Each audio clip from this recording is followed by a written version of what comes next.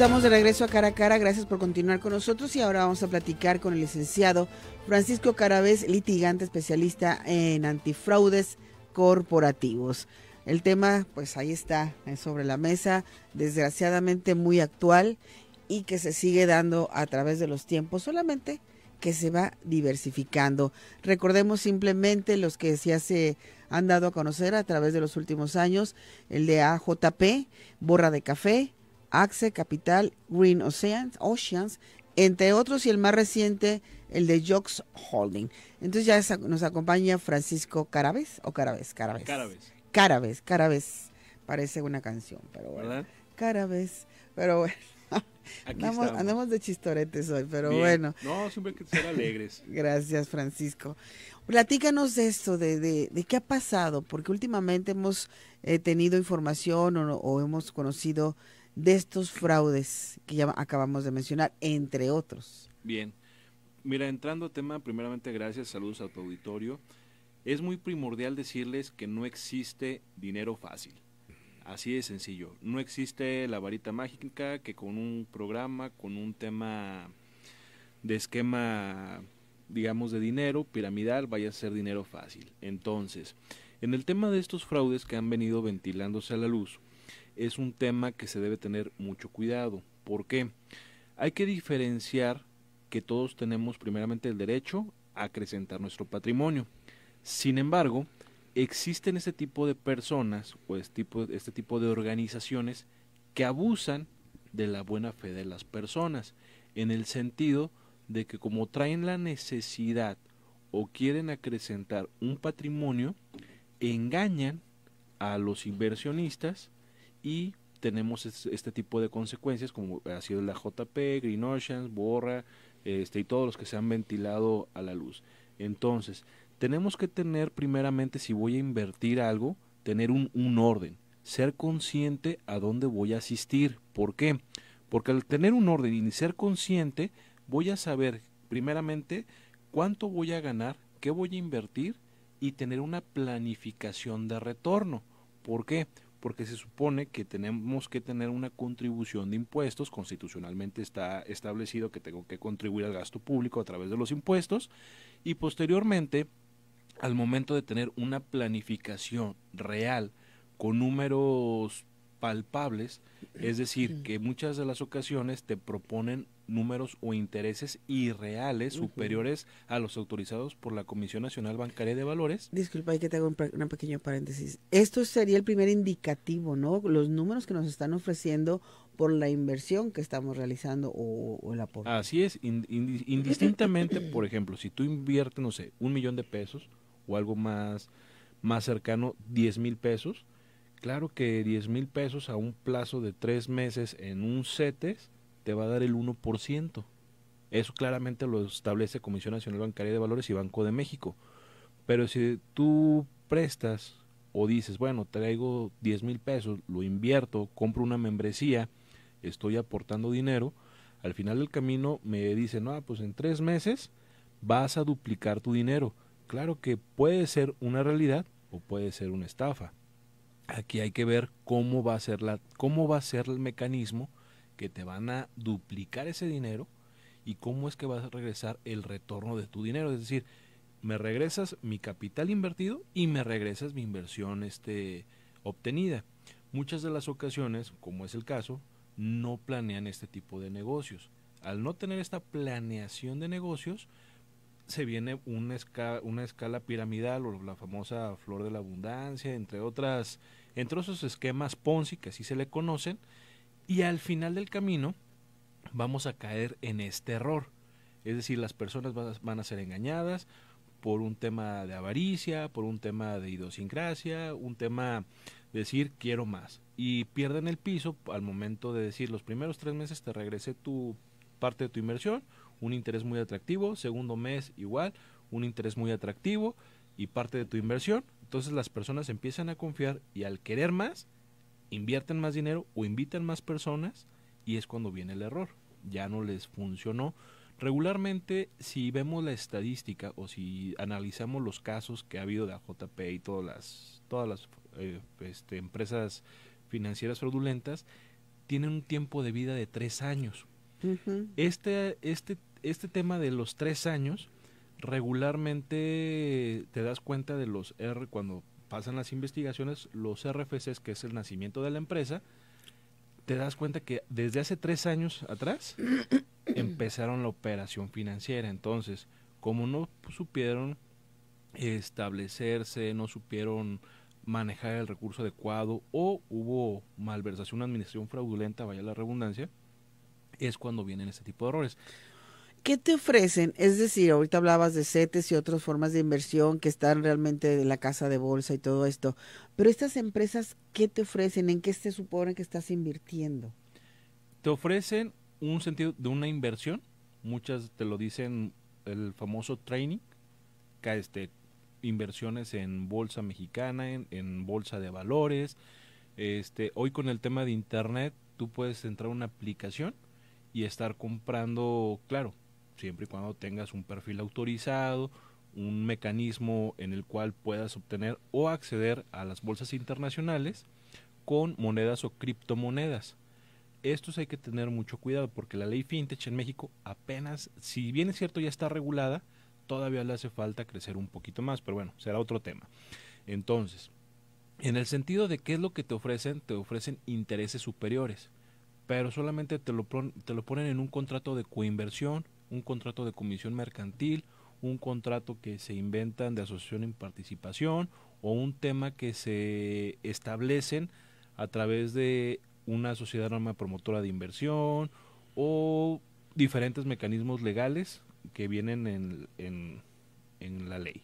Entonces, cuando pasa esto, te ofrecen que te dicen, vamos a pagarte un interés superior a la autorización. Puede ser un 14, un 16 o incluso hasta un 20% de interés mensual. O sea, si sabemos que un interés legal mercantil es un 6% mensual, entonces hablar de un 20%, digamos, es 3 veces más. Claro que resulta atractivo, sin embargo, hay que revisarlo que sea real. ¿Por qué? Porque no, si no es real, si no es conveniente, pues claro que va a tener una consecuencia negativa en el cual vamos a perder nuestro patrimonio. Tenemos que hacer una pausa, pero ahorita que te estaba escuchando, no sé por qué automáticamente mi mente se relacionó con los casinos, en donde vas por primera vez y como que te detectan y te empieza a dar la maquinita, te empieza a dar ta, ta, ta, y te enganchas y luego regresas y sigues ganando. Y luego de repente ya no ganas con nada. No sé por qué se me vino esta imagen de que te enganchan con los primeros meses en que sí te está dando ese interés o ese rendimiento que te ofrecieron y luego de repente, ¡Pum! Las ofertas isofacto, es decir, ajá, invierte ahorita ya porque si no vas a perder. ajá. Entonces es ahí cuando debemos de tener el orden y de ser consciente qué estoy haciendo y hasta dónde tengo mi capacidad económica. Así es, tengo que hacer una pausa, pero regresamos. Estamos de regreso a Cara platicando con el licenciado Francisco Carabez, litigante especialista en antifraudes corporativos, sobre esto que acaba de pasar recientemente. Y bueno, nos gustaría que nos hablara sobre cuáles son los mecanismos de ahorro que podemos tener las personas que estemos interesadas, pero que podamos confiar. Claro, mira, los primeros mecanismos que podemos tener es inmediatamente los bancos o los productos que ofrece la banca en México. Es decir, existe en México la Comisión Nacional Bancaria de Valores. Esta Comisión Nacional Bancaria de Valores ofrece a través de las calificadoras una lista de empresas que están realmente acreditadas para tener este tipo de inversiones, ya sea en la bolsa mexicana o a través de mecanismos de CETES u otro tipo de productos de inversión a corto, mediano o largo plazo. Las personas autorizadas indistintamente tienen una credencial. Esta credencial, para que sean los famosos brokers o las personas autorizadas, tienen que pasar una serie de lineamientos, un examen incluso, tienen que aplicarlo para que les puedan dar esa credencial. Una vez obtenida esa credencial, es decir, si una persona viene y me ofrece algún tipo de inversión en algún producto, no sé, producto para el retiro, un plan de ahorro o un tema de inversión, la primera parte que debo de tenerle, de preguntarle, oye, tú tienes una credencial expedida por la Comisión Nacional Bancaria de Valores en la cual te acredite experto en la materia o autorizado para ofrecer este tipo de productos. Si nos dice que sí, bueno, pasará al segundo paso para poder revisar los documentos o los productos que te ofrece. Si te dice que no, pues inmediatamente alejarnos, como dicen los red flag, ¿verdad? Así es. Y bueno, en un momento dado, si yo ya caí, y ojalá no llegara a pasar, ¿qué es lo que se puede hacer? ¿Cuáles son las acciones que podemos tomar? Las acciones legales que podemos tomar, podemos tener dos vías, las acciones civiles a través de las vías mercantiles, es decir, si tengo un contrato, tengo un pagaré o tengo algún documento, puedo ejercer la acción mercantil o civil dependiendo de lo que tenga y también investigar si la persona que yo invertí mi dinero en el seguimiento, es decir, que si tengo o algún bien o algún tema de patrimonio que me garantice, puedo a través de las acciones civiles embargarlo y asegurarlo para poder obtener al final de cuentas mi dinero. O tengo la segunda vía, que es la vía penal, a través de la denuncia, a través de un delito especial de fraude en financieras, en el cual el mecanismo es presentar la denuncia, solicitar medidas cautelares a efecto de asegurar el patrimonio que exista, cuentas bancarias, bienes reales, es decir, a través del registro público de la propiedad, cualquier bien. Y tenemos un artículo especial en el Código Nacional de Procedimientos Penales, que es el 421, que responsabiliza a los socios que son accionistas, al comisario, apoderados y a todo el cuerpo gerencial. Es decir, que las personas físicas que actúan en nombre de las personas morales, es decir, una persona individual que actúa a través de una empresa, o en beneficio o en perjuicio para perjudicar a terceros, puede ser solidariamente responsable la empresa y conjuntamente sus socios accionistas y todas las personas que participan dentro del órgano corporativo de dicha empresa. Lamentablemente hay que decir una realidad. En México existen, no sé, más de 6 millones de empresas registradas según la Secretaría de Economía, de las cuales el 90% son empresas de dos socios. Y la mayoría de estos dos socios existe un socio controlador. Entonces es ahí donde tenemos que tener mucho cuidado a dónde voy a invertir mi dinero y a quién le estoy dando mi dinero para en su momento poder tener un seguimiento y obtener la reparación del daño para recuperar mi patrimonio. En un momento dado, como lo comentaste hace un momento, si yo detecto estas banderas rojas o estas red flags, ¿puedo ir a presentar una denuncia o tengo que ser ya parte de este fraude? Es decir, yo fui, vi, me di cuenta que había cosas anómalas que no me convencieron. ¿Puedo ir? ¿Puedes presentarla? Sí, es tu derecho como ciudadano mexicano o incluso extranjero. El artículo primero constitucional lo dice, tú puedes acudir a la autoridad y denunciar este tipo de actividades. Sin embargo, bueno, dentro de las investigaciones que lleve la autoridad, se podrán determinar si sí es fraude o no es un fraude. Bueno, entonces esto es muy importante. En un momento dado, ¿qué es lo que tendríamos que presentar o para Acreditar. acreditar todo esto? Indistintamente si hay un contrato, el contrato, si existió una transferencia bancaria, que sería lo ideal porque muchas nos dimos cuenta en AJP que había personas que habían entregado efectivo y difícilmente existe el rastro de ese efectivo. Entonces, si existe una transferencia bancaria, claramente está el seguimiento que nos da el SPEI, nos diste todos los datos, santo y seña. Entonces, es un tema más, un elemento más, que se salió el egreso e ingresó el dinero. Si existió cheque, si existió algún tipo de transferencia de dinero a través de moneda electrónica, también nos puede servir. Y también el tipo de contrato que firmaste y a qué tipo de plazo y cómo iba a ser el retorno. También esa parte nos va a funcionar mucho. ¿Qué probabilidades hay de recuperar lo perdido? Si existen bienes suficientes para garantizar la pérdida o el descalabro patrimonial, el 100%. Pero siendo realistas, como ha sucedido, que hay muy pocos bienes para repartir, hay muy pocos bienes para cobrarse de ahí y recuperar el patrimonio, la posibilidad disminuye. Bueno, pues entonces es muy importante que nos pongamos muy listos al momento de querer realizar alguna inversión, estarnos muy conscientes de lo que esto puede pasar. ¿Podríamos buscar asesoría antes de pensar en invertir? Claro, claro que pueden buscar asesoría, para eso existen despachos profesionistas de contadores, de abogados, el de su servidor, entonces donde revisamos la operación, si es factible, no es factible, cómo va a ser el retorno, una planeación ordenada y consciente, como bien te lo decía, y más que nada tener el uso del sentido común, decir, oye, si hay un interés superior, no sé, al interés compuesto que te da el Banco de México, pues inmediatamente aléjate o no pongas ahí tu dinero. ¿Dónde podemos consultar esto?